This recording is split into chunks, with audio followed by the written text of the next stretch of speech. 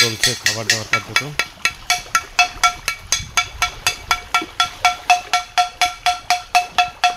মাছ তার গন্তব্যস্থলে খাবার খেতে চলে আসছে। মাছের অবস্থা, যত পাঙ্গাস মাছের খাবার দেওয়া চলছে।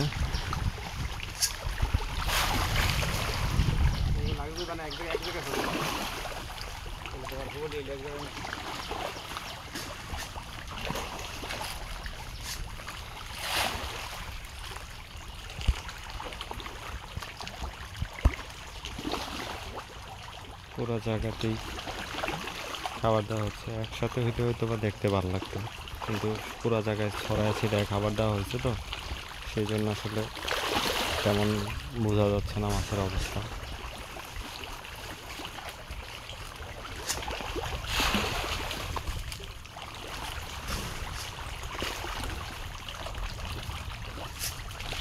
আলহামদুলিল্লাহ মোটামুটি মাছের সাইজ ভালো আছে।